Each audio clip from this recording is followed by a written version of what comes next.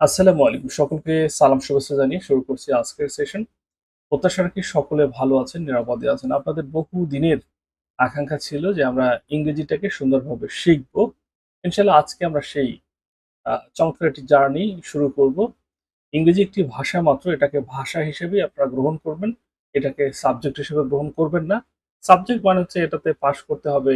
Pass না করলে আমি অকৃতকার্য হব পরীক্ষায়। আমার রেজাল্ট আসবে না। এই চিন্তা না। এটা একটা ভাষা, ভাষা হিসেবে এটাকে শেখার চেষ্টা করেন। প্রথম কথা হচ্ছে ইংরেজি শিখতে না পারার সবচেয়ে বড় কারণ হচ্ছে খুব দ্রুত ইংরেজি শিখতে চাওয়া। খুব দ্রুত ধ্বংস ব্যতীত কোনো কিছু গড়ে ওঠে না। এজন্য একটু সময় দিতে হবে। সময় নিয়ে কাজটি করলে ইনশাআল্লাহ এটা মজবুত হবে এবং শিখন ফলটিও স্থায়ী হবে। দেখুন, আজকে আমি খুব প্রয়োজনীয় কিছু কথা বলবো। একেবারে 0 লেভেলের, যার নিচে আর নামা যায় না। আপনারা শুনেছেন হয়তো বেসিক জিনিসটা কি? ইনশাআল্লাহ আজকে সেটা আপনারা টের পাবেন। লেটারস, অ্যালফাবেট এগুলো দিয়ে আলোচনা শুরু হবে। মানে এর নিচে আর কিছু নাই। দেখুন, আমি আপনাদের ছোট্ট একটা ছক দেখাই প্রথমত। এরপরে এই বিষয়টা ক্লিয়ার করি। আপনারা দেখতে পাচ্ছেন সাউন্ড, এরপর হচ্ছে লেটার, ওয়ার্ড, সেন্টেন্স আর এরপর হচ্ছে ল্যাঙ্গুয়েজ। খুব ভালোভাবে বিষয়টা কি বোঝার চেষ্টা করবেন। আমরা যে কাজটা করি, আমরা যেটা করি সেটা হচ্ছে সাউন্ড তৈরি করি। সাউন্ড মুখে যেটা করি সাউন্ড তৈরি করি। কারণ আপনি মুখে বললেন অ্যা, এই অ্যা সাউন্ডটাকে লেখার একটা রূপ দেওয়া হয়, যেটাকে বলা হয় মূলত লেটার। খেয়াল করবেন। তার মানে মানুষের মুখে যেটি থাকে সেটা হচ্ছে সাউন্ড। এটা মানুষের মুখে থাকে। এরপরে এটার একটা লিখিত রূপ, যে আমি এ বললাম অথবা বি বললাম, সি বললাম, ম বললাম, তাই না? এটা একটা লিখিত রূপ দিতে হয়। এই লিখিত রূপটার নাম হচ্ছে লেটার। এরপর এই লেটার গুলো একটু বেড়ে গিয়ে অনেকগুলো লেটার, যেমন আমি একটা বর্ণ বললাম পি, এরপর আরেকটা বর্ণ বললাম যে এ, আরেকটা বর্ণ বললাম এন, প্যান। তার মানে এই ৩টা বর্ণ মিলে যেটা তৈরি হলো সেইটা কিন্তু ভাই একটা ওয়ার্ড হয়ে গেল। কারণ প্রথমে আমাদের মুখে ছিল সাউন্ড, এটার একটা লিখিত রূপ দিলাম, সেটা হয়ে গেল লেটার। এই লেটার একাধিক একত্রে মিলে সেটা হয়ে গেল ওয়ার্ড। আর যখন একাধিক ওয়ার্ড পাবেন সেই ওয়ার্ড গুলো মিলে কিন্তু একটা সেন্টেন্স হয়, সেন্টেন্স। আর এই সেন্টেন্সটাই মূলত ল্যাঙ্গুয়েজ। সেন্টেন্স মানেটা কি? সেন্টেন্স মানেটা হচ্ছে মনের ভাব প্রকাশের জন্য, মনের ভাব প্রকাশের জন্য কিছু বলা, এবং এই বলাটা অবশ্যই অর্থপূর্ণ হতে হবে, এই বলাটা অর্থবহ হতে হবে। এখানে যে অস্পষ্ট কিছু থাকবে না। আমরা কমিউনিকেশনের জন্য কথা বলি, কমিউনিকেশনের জন্য সেন্টেন্স তৈরি করি। এই সেন্টেন্সটা যখন স্পষ্ট, সুস্পষ্ট, বোধগম্য, আমার মেসেজটা দিতে পারতেছে, তার মানে এটাই হচ্ছে ল্যাঙ্গুয়েজ। কেমন? এর মানে এটাই হচ্ছে ল্যাঙ্গুয়েজ। তার মানে আপনারা হয়তো আমার কথাটা ক্লিয়ার বুঝতে পেরেছেন যে সাউন্ড, সাউন্ড থেকে লেটার, লেটার থেকে ওয়ার্ড, ওয়ার্ড থেকে সেন্টেন্স, এই সেন্টেন্স থেকে ল্যাঙ্গুয়েজ। চলুন তাহলে আমি একটু পিছনে ফিরি। আশা করি এই আলোচনাটি আপনারা বুঝেছেন। পিছনে যে ফিরবো সেটা হচ্ছে এই, লেটার বলতে কি বলে দিয়েছি। লেটার মানে হচ্ছে বর্ণ, যেটা আমরা বলতে পারি চিহ্ন। ভাষা লিখবার জন্য ব্যবহৃত চিহ্নই বর্ণ বা লেটার। মুখে সাউন্ড থাকে, এই সাউন্ডটাকে একটা লিখিত রূপ দেওয়া হয়, যেটার নাম বলা হয়েছে বাংলাতে বর্ণ, আর ইংরেজিতে বলা হয়েছে লেটার বা ক্যারেক্টার। কেমন? আচ্ছা, এরপরে কি আছে সেটা আমরা একটু দেখব। আলফাবেট, আলফাবেটটা কি সেটা আমরা একটু দেখতে চাই। চলুন তাহলে দেখি আলফাবেটটা কি, এটা একটু বোঝার চেষ্টা করব। আচ্ছা, আপনারা একটু এটা পড়বেন, পড়ে একটু ডান লিখুন। লেটার, আলফাবেট এবং হচ্ছে ভাওয়েল কনসোনেন্ট, এই কয়টা বিষয় ক্লিয়ার কিনা একটু জানান দেবেন। লক্ষ্য করুন তাহলে যে কথা বলছিলাম, যে লেটার মানে হচ্ছে ভাষা লিখবার জন্য ব্যবহৃত চিহ্ন বা বর্ণ। আলফাবেট, এই সমস্ত লেটার গুলোকে একত্রে বলা হয় বর্ণমালা। বর্ণ দিয়ে যে মালা তৈরি করা হয় সেটাই বর্ণমালা। দেখুন, এটাই লেখা আছে, লেটার সমূহকে একত্রে আলফাবেট বলে। এরপর দেখেন এই বর্ণগুলো আবার একটু ভাগ হয়েছে, চেঞ্জ হয়েছে, বিভিন্ন ভাগে ভাগ হয়েছে। সেটা কি কি? বর্ণের মধ্যে আমরা বাংলা বর্ণের মধ্যেও কি পাই? স্বরবর্ণ পাই, ব্যঞ্জন বর্ণ পাই না আমরা? পাই। দেখুন ভাওয়েল আছে 5টি vowel, A E I O U. Consonant আছে বাকি 21টি, আর সেমি ভাওয়েল আছে আবার দুটো, একটা হচ্ছে ডাব্লিউ আর একটা হচ্ছে ওয়াই। তার মানে দেখুন ভাওয়েল 5টা, কনসোনেন্ট আছে 21টা, সেমি ভাওয়েল আছে 2টা, মোট হচ্ছে 26টা বর্ণ। অনেকের কাছে মনে হতে পারে এটা মনে হয় যে 28টা হয়ে যাবে, 21 আর 5 26 আর 2 28, না। সেমি ভাওয়েল মানে হচ্ছে আহ, যেইটার কনসোনেন্ট রূপও আছে আবার ভাওয়েল রূপও আছে। সেমি মানে অর্ধেক, অর্ধেক ভাওয়েল অর্ধেক কনসোনেন্ট, এটা।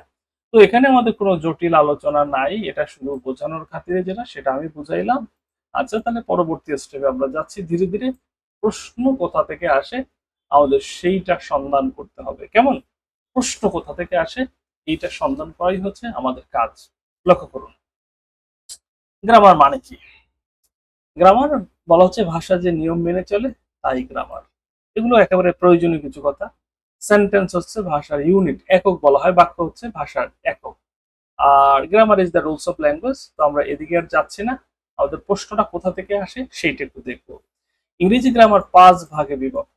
এখন এই জায়গাটিতে অনেকে হয়তো একটু ঝামেলায় পড়ে যেতে পারে। কিরকম ঝামেলাটা আমি ক্লিয়ার আপনাদের একেবারে স্পষ্ট করে দেই। বাংলা ব্যাকরণের কিছু আলোচ্য বিষয় আছে, ইংরেজি ব্যাকরণেরও কিন্তু আলোচ্য বিষয় আছে। আপনারা যে পড়েন ধ্বনিতত্ত্ব, বর্ণপ্রকরণ পড়েন, শব্দতত্ত্ব পড়েন, রূপতত্ত্ব পড়েন, বাক্যতত্ত্ব এরকম পড়েন, ইংরেজি ব্যাকরণেও এরকম 5টি ভাগ রয়েছে। ইংরেজি ব্যাকরণের যে 5টি ভাগ আছে সেই ভাগগুলো কি সেটা একটু বোঝার চেষ্টা করবেন। প্রথমত আমরা যেটা পাচ্ছি অর্থোগ্রাফি। এই অর্থোগ্রাফি এটাকে বলা হয় বর্ণ প্রকরণ, অর্থাৎ এই আলোচনা টোটালটাই হচ্ছে বর্ণ নিয়ে। এরপর যেটি আছে ইটাইমোলজি। ইটাইমোলজি শব্দ বা পদ প্রকরণ, ইটাইমোলজি। আর সিনট্যাক্স মানে হচ্ছে বাক্য প্রকরণ অথবা পদবিন্যাস বলা হয়। আর পাঞ্চুয়েশন, এটা হচ্ছে বিরাম চিহ্ন প্রকরণ, অর্থাৎ জ্যোতি চিহ্ন আমরা যেটা বলি। আর প্রজোডি বলতে যেটা হচ্ছে ছন্দ প্রকরণ, রূপ রস ছন্দ। এটা এই যে ছন্দ প্রকরণ এটা বাংলা ব্যাকরণেও আছে। অর্থাৎ এই আলোচ্য বিষয়গুলো আপনি বাংলা ইংরেজি উভয় জায়গায় পাবেন। এবং প্রশ্ন হচ্ছে এটা যে আমি পড়লাম এটা আমার কি কাজে লাগবে, কাজেটা লাগবে কোথায়, কোথায় কাজে লাগবে আমি পুঙ্খানুপুঙ্খানুরূপে সেটা আপনাদের দেখিয়ে দিচ্ছি। খেয়াল করবেন। প্রথমত এটার পারিভাষিক অর্থটা আসে, যে অর্থোগ্রাফি এর মানেটা কি, এরপর হচ্ছে ইটাইমোলজি এর মানেটা কি, এরপর সিনট্যাক্স, পাঞ্চুয়েশন, প্রজোডি, এরকম পারিভাষিক কিছু শব্দ আসে, অর্থাৎ এর অর্থটা আসে। প্রশ্ন যেখান থেকে ভাই হয় সেইটা আমি আপনাদের দেখাচ্ছি। আর এইটা তো আমি আপনাদের প্রথমেই দেখালাম যে কিভাবে ল্যাঙ্গুয়েজ, ভাষার উৎপত্তিটা, ভাষাটার ক্রমবিবর্তন এটা কিভাবে হলো। মুখে হচ্ছে সাউন্ড, এই সাউন্ডগুলো একটা লিখিত রূপ দিলাম, সেটা হচ্ছে লেটার। অনেকগুলো লেটার মিলে ওয়ার্ড, অনেকগুলো ওয়ার্ড মিলে সেন্টেন্স। আর এই সেন্টেন্সগুলি শেষ পর্যন্ত ল্যাঙ্গুয়েজে পরিণত হয়েছে, কারণ এই সেন্টেন্সগুলো মনের যে ভাব আদান প্রদানে ব্যবহৃত হয়েছে। দেখুন তাহলে প্রশ্নগুলো কেমন হয়। প্রশ্ন এসেছে এইভাবে। দেখুন এখানে দুটো প্রশ্ন আছে, আমি আপনাদের বলবো আপনারা প্রশ্ন দুটোর উত্তর করবেন। দেখুন উত্তরগুলো পারেন কিনা, উত্তরগুলো আপনাদের কাছে পরিচিত মনে হয় কিনা একটু জানাবেন।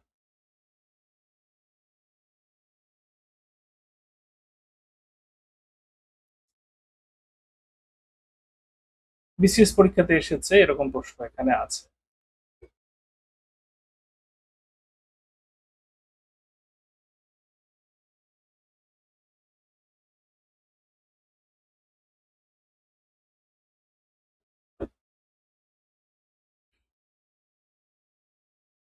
বিসিএস পরীক্ষাতে এসেছে এরকম প্রশ্ন এখানে আছে।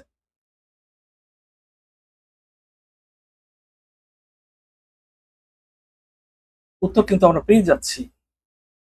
Syntax is concern with, syntax যেটাকে আমরা বলছি বাক্যতত্ত্ব, বাক্যের গঠন শৈলী, এটার সাথে রিলেটেড কোনটা। ইতিমধ্যে উত্তর আপনারা করে দিয়েছেন যে হ্যাঁ এটার উত্তর হচ্ছে সেন্টেন্স, সেন্টেন্স হচ্ছে উত্তর। আর কোয়েশ্চেন নাম্বার 2 যেটা রয়েছে এইটার উত্তর কোনটা, এটাও আপনারা বলেছেন এটা হচ্ছে সেন্টেন্স বিল্ডিং, অর্থাৎ বাক্যের গঠন শৈলী অথবা বাক্য তৈরি, এইটা হচ্ছে মূলত সিনট্যাক্সের সাথে রিলেটেড। তো আই হোপ আমি আপনাদের দেখাতে পেরেছি যে প্রশ্নটা কোথা থেকে আসে। আই হোপ এটা যে পড়বেন, কেন পড়বেন, গুরুত্বটা আছে কিনা এটা কিন্তু ক্লিয়ার হয়ে গেল। আমরা তাহলে পরবর্তী স্টেপে যেতে চাই, দেখি পরবর্তী স্টেপটা কি আছে সেটা বোঝাতে চাই। লক্ষ্য করুন, সামনে এগিয়ে যাই। সিলেবালটা কি? সিলেবাস, সিলেবালের সাথে আপনারা পরিচিত কিনা এইটা একটু আমাকে জানাবেন। সিলেবাল এই টার্মটার সাথে আপনারা পরিচিত কিনা আমাকে একটু জানাবেন।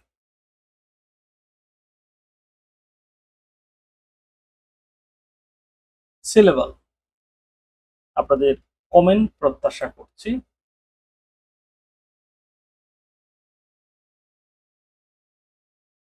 সিলেবাল বলতে আমরা কি বুঝি? সিলেবাল মানে হচ্ছে এটাকে অক্ষরও বলা হয়,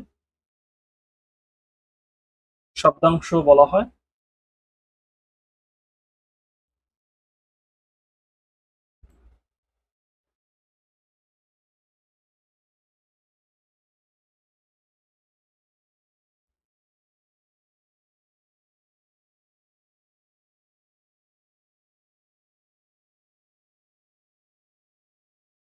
গুড,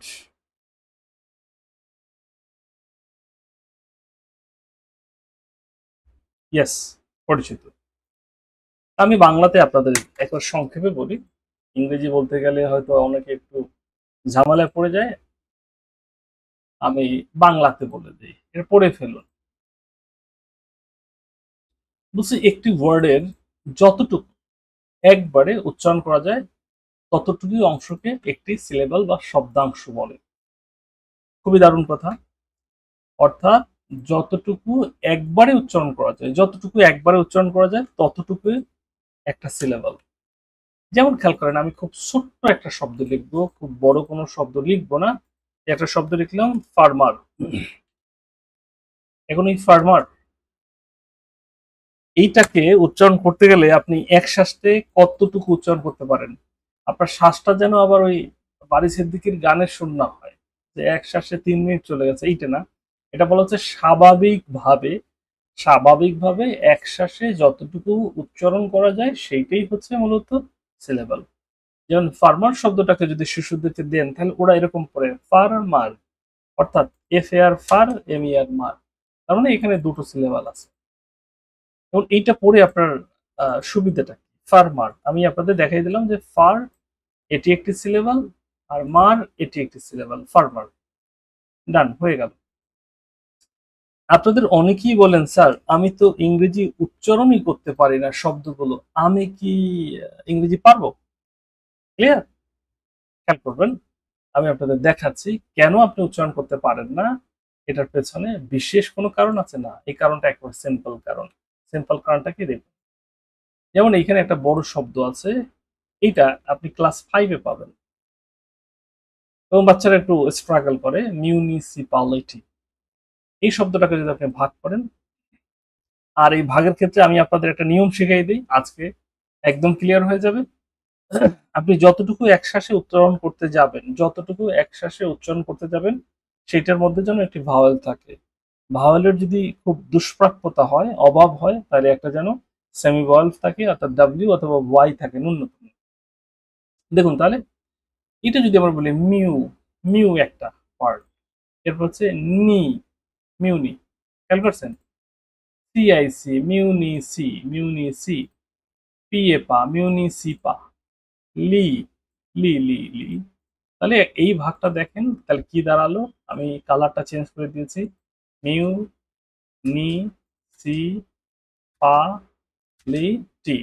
আমি যে কথা আপনাদের বারবার বলেছি যে উচ্চারণের ক্ষেত্রে ন্যূনতম একবারে যে আপনি যতটুকু উচ্চারণ করবেন তার মধ্যে যেন একটি ভাওয়েল থাকে। ভাওয়েল নাই, দেশে ভাওয়েল সব মারা গেছে, আপনি ন্যূনতম একটা সেমি ভাওয়েল ব্যবহার করবেন। তা না হলে ওই শ্বাস, ওইটা ওই বৈধ শ্বাস হবে না, অর্থাৎ বৈধ উচ্চারণ হবে না।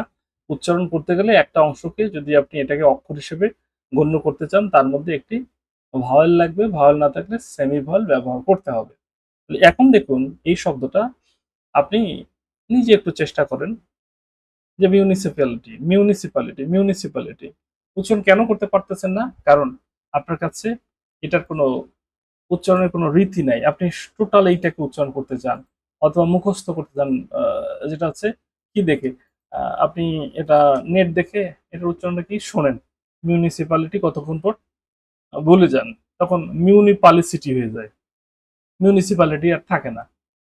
এখন দেখুন এরপর আমি আপনাদের জন্য নিয়ে এসেছি একটা বড় শব্দ। এখন এইটা একটা শব্দ। অনেকে বেহুশ হয়ে যায় যে এইটা কেমনে শব্দ হয়? তাহলে বাক্য কোনটা? দেখেন এই শব্দটা উচ্চারণ করা কঠিন কিছু না যদি আপনি নিয়মটা জানেন। বাট যদি আপনি নিয়ম না জানেন তাহলে এই শব্দ উচ্চারণ করতে গিয়ে আপনি আহতও হইতে পারেন। ঠিক আছে? দেখেন এই শব্দটা উচ্চারণ করতে পারেন কি পারেন না।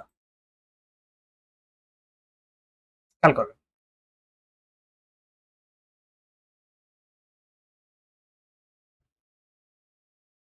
এটাকে ভাগ করে দিলে আপনি পারবেন। মুখস্থ করে সুযোগ নাই। মুখস্থ করবেন, মুখস্থ বিদ্যা এটা ক্ষণস্থায়ী।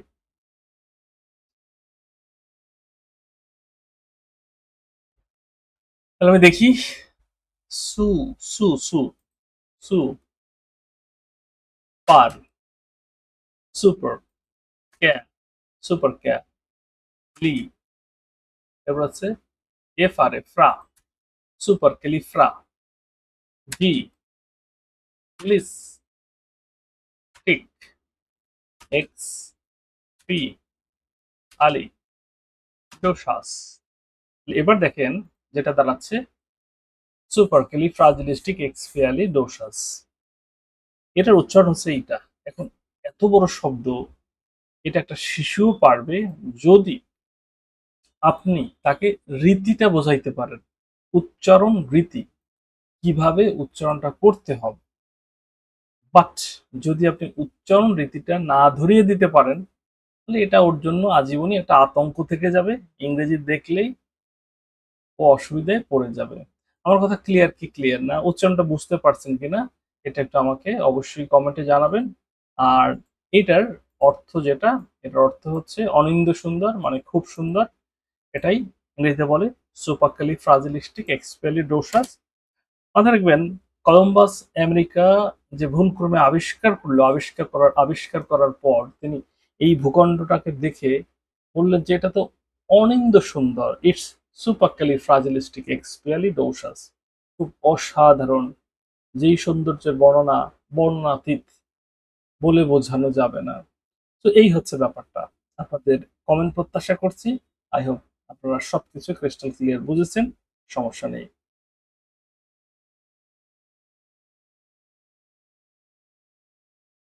এবারে তাহলে আমরা আরেকটি শব্দ দেখি, যেই শব্দটি এখানে দেওয়া আছে। এটা উচ্চারণ করা এখন বলবেন এটা তো কিছুই না। আমরা যে শব্দ উচ্চারণ করি তার সামনে এটা কিছুই না। এটা এভাবে করতে পারেন su, su, su, per, natural, natural, super natural, super natural. আপনি ৩ ভাগ করতে পারেন। কোনো সমস্যা নাই। Super natural. কেমন? তার মানে এভাবে যেকোনো শব্দকে ভাইয়া উচ্চারণ করা সম্ভব। অসুবিধার কিছু নাই। শুধুমাত্র আমাদের পদ্ধতিটা জানতে হবে, সঠিক থিওরিটা জানতে হবে। সঠিক থিওরিটা জানলে ইনশাল্লাহ কোনো সমস্যা হবে না। এরপর দেখুন আমরা আরো কিছু গুরুত্বপূর্ণ কথা বলবো, যেটা হচ্ছে সেন্টেন্স নিয়ে। সেন্টেন্স মানটা কি? দেখুন আপনারা মাঝে মধ্যে বলেন যে প্রশ্ন কোথা থেকে আসে বুঝেই না। কোথা থেকে আসে প্রশ্ন? প্রশ্ন কোথা থেকে আসে আমি সেটা আপনাদের দেখাই দিচ্ছি। সেন্টেন্স মানেটা কি? সেন্টেন্স মানে কি সেটা একটু দেখুন। A sentence is a meaningful collection of words. Meaningful collection of words. Meaningful অর্থবহ কালেকশন, অর্থপূর্ণ সংগ্রহ of words, শব্দ। It is a group of words that express a complete thought. এটা এমন একটা গুচ্ছ যেটা একটা সম্পূর্ণ চিন্তাকে প্রকাশ করে, সম্পূর্ণ চিন্তাকে প্রকাশ করে। ক্লিয়ার? এবার দেখুন বলা হয়েছে every complete sentence contains two parts. প্রত্যেকটি স্বয়ংসম্পূর্ণ বাক্যের দুটো অংশ থাকে। এর একটি হচ্ছে সাবজেক্ট আর একটি হচ্ছে প্রেডিকেট। তাহলে সাবজেক্ট এবং প্রেডিকেট কি, এই আলোচনায় আমাদের যেতে হবে। সাবজেক্ট বাক্যে যে কাজ করে অথবা বাক্যে যার সম্পর্কে বলা হয় সেই হচ্ছে সাবজেক্ট। সাবজেক্ট ব্যতীত যে অংশটা, এই অংশটা হচ্ছে প্রেডিকেট। এর বাইরে আর কিছু না। মানে হি ইজ মাই টিচার, এখানে হিটা হচ্ছে সাবজেক্ট, আর এই যে বাকি অংশটা সবই হচ্ছে প্রেডিকেট। তাহলে এখানে জটিলতার কিছু নাই, অথবা এটা নিয়ে খুব দীর্ঘ আলোচনার কিছু নাই। এখন আপনাদের প্রশ্ন হতে পারে এগুলো পড়ে আমার লাভটা কি? লাভ ছাড়া আসলে কিছুই পড়াবো না। দেখুন লাভটা কি, আপনি এই প্রশ্নটার উত্তর করেন যেটা আসছে 2020 সালের সেকেন্ড পেজে।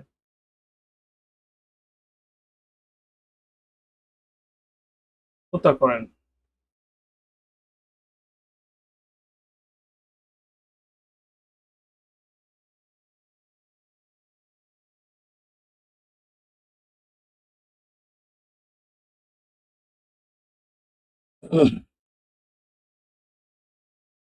দেখি কে কি উত্তর করেন।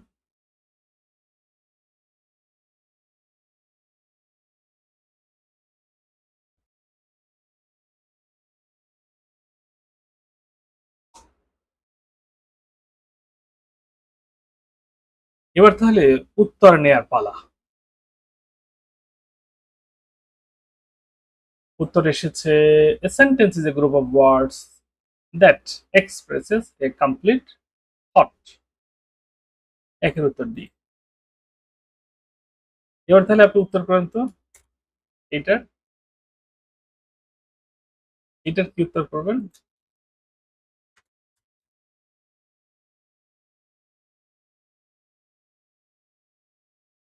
The predicate is a group of words which, প্রেডিকেটটা কি হবে? উত্তর করুন। কোয়েশ্চেন নাম্বার 2,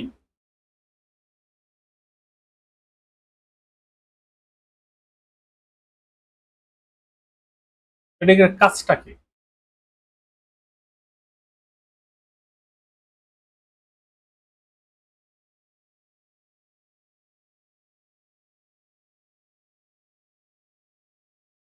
আপনাদের কাছ থেকে উত্তর প্রত্যাশা করছি। 2 denote the statement, describe the subject, tells about the subject। অনেকে অনেক ধরনের উত্তর করতেছে, অনেকেই অনেক ধরনের উত্তর করতেছেন, সবাই একমত হতে পারেন নাই। আমি বুঝতে পারছি সবাই একমত হতে পারবেন না। খেয়াল করুন, আমরা এখানে বলেছিলাম, দেখুন, it is a group of words that express every complete sentence contains two parts, subject and predicate। অর্থাৎ সাবজেক্ট সম্পর্কে যা বলা হবে, সাবজেক্টের বাইরে যেটা আছে সেটাই হচ্ছে প্রেডিকেট। তার মানে আমরা কি করতে পারি, কি লিখতে পারি সেটা একটু বলেন খুব দ্রুত।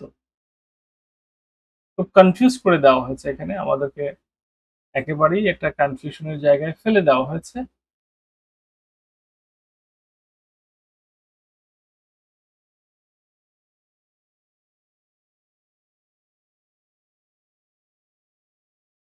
মূলত এটা যে কাজ করে, প্রেডিকেটের কাজটা আমি আপনাদের বলে দিই। প্রেডিকেট যে কাজটা করে সেটা হচ্ছে সাবজেক্ট সম্পর্কে তথ্য প্রোভাইড করে। তার মানে tells about, provide information about the subject. এর মানে আমরা নিঃসন্দেহে অপশন ডি কে গ্রহণ করতে পারি। Tell about the subject. Mahmuduzzaman একদম ঠিক বলেছেন, কামাল আহমেদ, শাবিবা নাসরিন, আসমা ঠিক বলেছেন, রাইট, এক্স্যাক্টলি। এরপরে আসুন পরবর্তী। আমি কিন্তু আপনাদের কোয়েকশন ভিত্তিক পড়াচ্ছি, প্রশ্ন কোথা থেকে আসে এটা আমি বের করে দিচ্ছি। এবার দেখুন তাহলে পরবর্তী প্রশ্ন, কোয়েশ্চেন নাম্বার 3, উত্তর করবেন।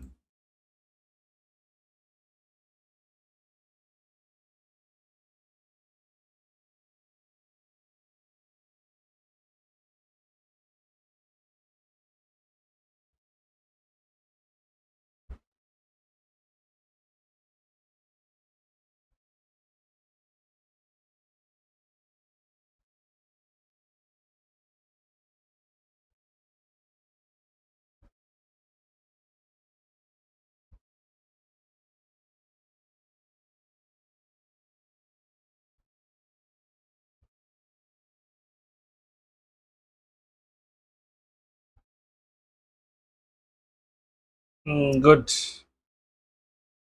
এই প্রশ্নের উত্তর অনেকে করেছে a sentence must have. A sentence must have কি বলছে? A verb and predicate, a subject and a finite verb, a verb and predicate, a pronoun and a subject. কি হতে পারে? কঠিন একটা প্রশ্ন, মানে আমাদেরকে দ্বন্দ্বে ফেলে দিয়েছে। কি হতে পারে? সবচেয়ে ভালো উত্তর হতো কি সাবজেক্ট অ্যান্ড প্রেডিকেট, সেটা তো নাই। তাহলে আমরা এখন কোনটা নেব? সহজ কথা, সাবজেক্ট এবং ভার্ব থাকতে হয়। সাবজেক্ট এবং ভার্ব থাকতে হয়, এর মানে সঠিক উত্তর হচ্ছে option A, A subject and a finite verb. Clear? এরপরে আসেন আপনারা এই প্রশ্নটির উত্তর করুন, যেটি আছে কোয়েশ্চেন নাম্বার, এর সম্ভবত 4 নম্বর কোয়েশ্চেন। এ সাবজেক্ট মিন্স, সাবজেক্ট বলতে কি বোঝায়? এ সাবজেক্ট মিন্স,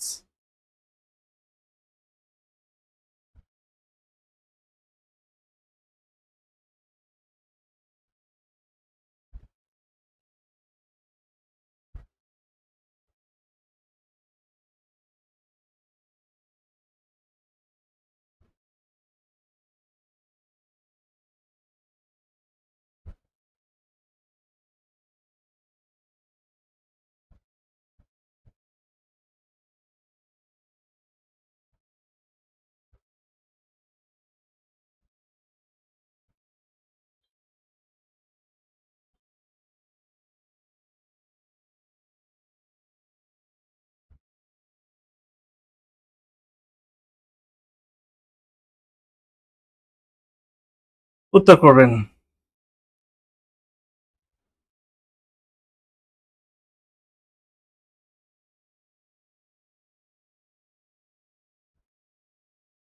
উত্তর করে দিয়েছে।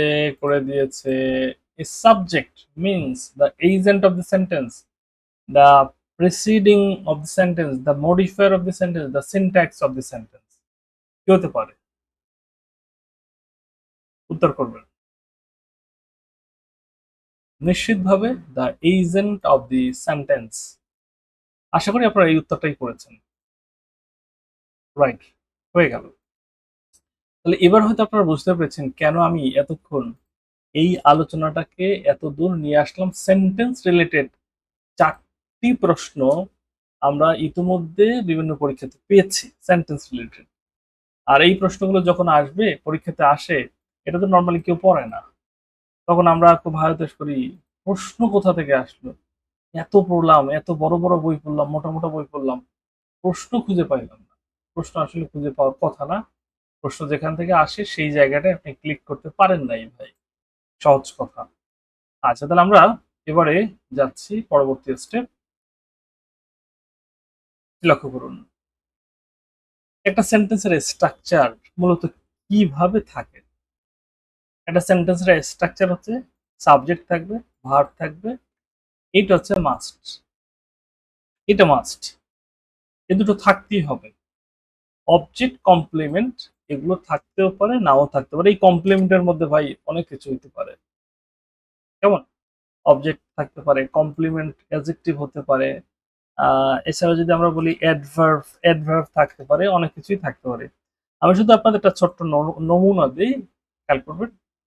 সাবজেক্ট প্লাস ভার্ব, ইভেন অনেক সময় সাবজেক্ট উজ্জ থাকে। যেমন আমি যদি বলি ডু, ডু, এরপর ফুল স্টপ দিই, এটা একটা বাক্য। এই ডু মানে হচ্ছে ইউ ডু, সাবজেক্টটা উজ্জ হয়ে গেছে, এর কিচ্ছু লাগে না। এভাবেও বাক্য তৈরি হতে পারে। বাট আপনি ভার্বকে বাদ দিয়ে কোনো বাক্য গঠন করতে পারবেন না। আই রিপিট, ভার্বকে বাদ দিয়ে কোনো বাক্য আপনি তৈরি করতে পারবেন না। এই জন্য স্ট্রাকচার যদি বলা হয়, সেন্টেন্স স্ট্রাকচার, প্রথমতই বলতে হবে সাবজেক্ট প্লাস ভার্ব, যেটা আমরা কিছুক্ষণ আগে বলেছি সাবজেক্ট প্লাস ফাইনাইট ভার্ব। আমি আবার বলছি, কিছুক্ষণ আগে আমি বলেছি subject plus finite verb. I hope এটা হয়তো আপনারা অনুধাবন করতে পেরেছেন। এবার তাহলে আমরা ধীরে ধীরে সাবজেক্ট সম্পর্কে কিছু তথ্য নেব, অবজেক্ট সম্পর্কে কিছু তথ্য নেব, এভাবে ইনশাল্লাহ সামনে এগিয়ে যাব। কোনো বাক্যে যে সত্তা কাজ করে অথবা যার সম্পর্কে কোনো কিছু বর্ণনা করা হয় তাকে সাবজেক্ট বলে। মানে এর চেয়ে সরল সংজ্ঞা এটা দেওয়া সম্ভব না। আমি আপনাদের আবার বলছি, বাক্যে যে সত্তা, এই সত্তা বলতে এটা ব্যক্তি হতে পারে, বস্তু হতে পারে, একটা আইডিয়াও হতে পারে, একটা ইজমও হতে পারে, মতবাদও হতে পারে। তো বাক্যে যে সত্তা কাজ করে অথবা যার সম্পর্কে কোনো কিছু বর্ণনা করা হয়, কিছু বলা হয়, সেটা হচ্ছে সাবজেক্ট। সবসময় কাজ থাকে না। দেখুন, এই বাক্য দুটোই খেয়াল করুন। রহমত ডিড দ্য ওয়ার্ক ইয়েস্টারডে, রহমত কাজটি গতকাল করেছে। ডিড দ্য ওয়ার্ক, ডিড করেছে, দ্য ওয়ার্ক কাজটি, ইয়েস্টারডে গতকাল। আমরা যদি প্রশ্ন করি কে কাজটি করেছে, তাহলে নিশ্চিতভাবে আমরা রহমতকে পাচ্ছি। কাকে পাচ্ছি? রহমতকে পাচ্ছি। এখন প্রশ্ন হচ্ছে এই রহমতকে পাচ্ছি, রহমতই তো সাবজেক্ট। এই বাক্যে কাজ আছে বিধায় আমরা খুঁজে পেলাম যে কাজটি কে করেছে। বাট যদি কাজ না থাকতো তখন কি করতাম? যদি কাজ না থাকতো তাহলে আমরা কি করতাম? খেয়াল করুন, এই বাক্যটি খেয়াল করি, রহমত ইজ এ পুয়ার ফার্মার। এইখানে বলা হচ্ছে পুয়ার ফার্মার, রহমত হচ্ছে একজন গরিব কৃষক। মূল ব্যাপার হচ্ছে খুব ভালোভাবে খেয়াল করবেন, এই যে রহমত যে পুয়ার ফার্মার, রহমত হচ্ছেন একজন গরিব কৃষক, এইখানে কোনো কাজ নাই, বাট রহমত সম্পর্কে একটা ইনফরমেশন আছে।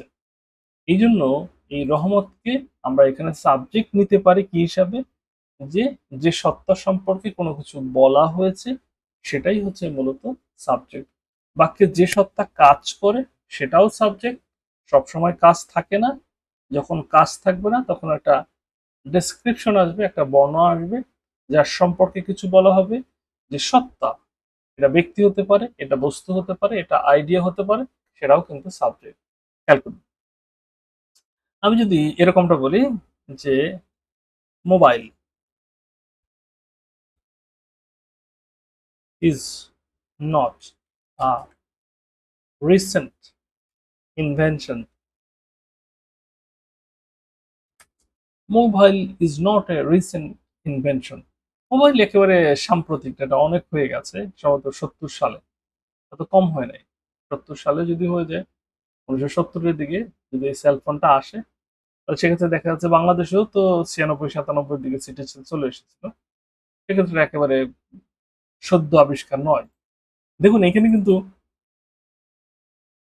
মোবাইল সম্পর্কে বলা হয়েছে, mobile is not a recent invention, সাম্প্রতিক আবিষ্কার না, এটা বেশ আগের আবিষ্কার, অনেকদিন হয়ে গেছে। তবে এখানে কিন্তু ব্যক্তি নাই, এখানে কাজ নাই, বাট বর্ণনা আছে, যার সম্পর্কে কিছু বলা হবে সেই হচ্ছে সাবজেক্ট। এবার আপনারা আমাকে একটু জানান দেবেন সাবজেক্ট ব্যাপারটা এটা আপনার কাছে একেবারে সুস্পষ্ট কিনা। তাহলে সাবজেক্ট সম্পর্কে আমরা খুব চমৎকার একটি ধারণা পেয়ে গেলাম।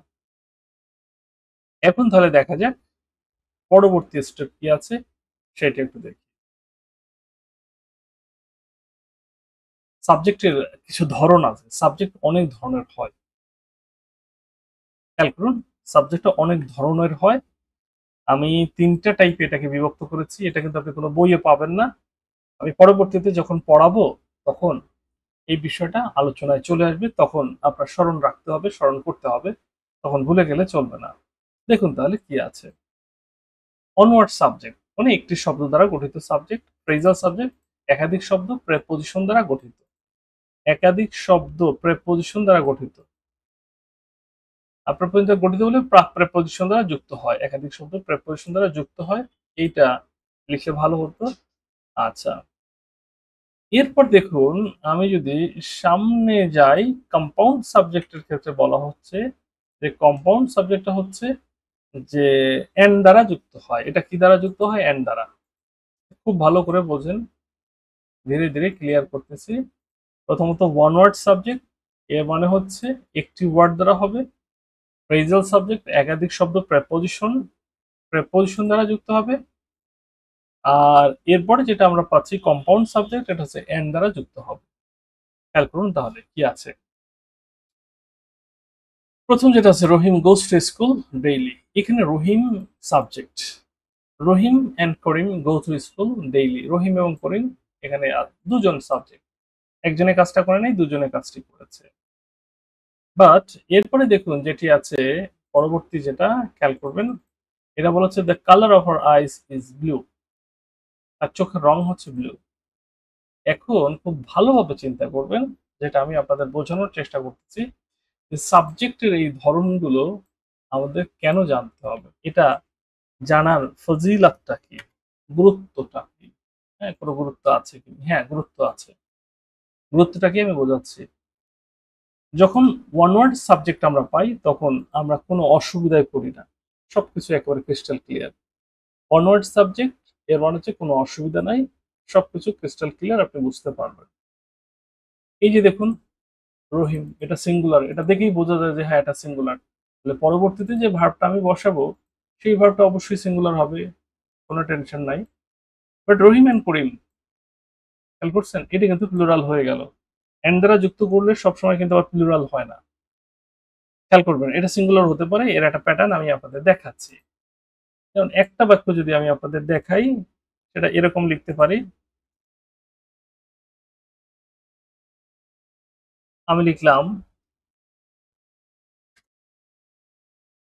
Bread and butter is my favourite item. এবার দেখবেন কেন আমি এই কথাটা বললাম সেটা একটু দেখেন। এই কথাটা বলার পেছনের কারণ, তাহলে এইখানে যদি আপনি চিন্তা করেন রহিম সিঙ্গুলার, সন্দেহ নাই। রহিম অ্যান্ড করিম এটা কিন্তু সিঙ্গুলার না প্লুরাল। আবার ব্রেড অ্যান্ড বাটার এটা কিন্তু সিঙ্গুলার, এটা কিন্তু ইজ বসেছে। Bread and butter is my favourite item. কারণ ব্রেড অ্যান্ড বাটার এই দুটো মিলে কিন্তু একটা নতুন ফুড আইটেম তৈরি করে। ফুড আইটেম তৈরি করতে গিয়ে আপনি যত উপাদানই দেন না কেন, যতবার অ্যান্ড দ্বারা যুক্ত করেন না কেন, ওটা প্লুরাল হবে না, প্লুরাল হবে না, ওটা সিঙ্গুলারই থাকবে। সহজ কথা, ওটা সিঙ্গুলারই থাকবে, ওটা প্লুরাল হবে না। ডান। এরপর দেখুন যেটি আছে, the colour of your eyes, the colour of your eyes is blue, the colour of your eyes is blue. এইখানে খুব ইন্টারেস্টিং একটা ফ্যাক্ট আছে, এটা কিন্তু প্রেপোজিশন দ্বারা যুক্ত হয়। শব্দগুলো খুব সুন্দরভাবে খেয়াল করেন, শব্দগুলো কি কি আছে। আমরা পাচ্ছি দি কালার, এরপর হচ্ছে of your eyes. The colour একটা অংশ, অফ আর আইস একটা অংশ, এটা প্রেপোজিশন দ্বারা যুক্ত হয়েছে। এইটা যুক্ত হয়েছে ভাই এন্ড দ্বারা, কনজাংশন। আর এইটা হচ্ছে কিন্তু প্রেপোজিশন। দেখুন প্রেপোজিশনের দুই পাশেই আছে, প্রেপোজিশনের দুই পাশে দুইটা নাউন।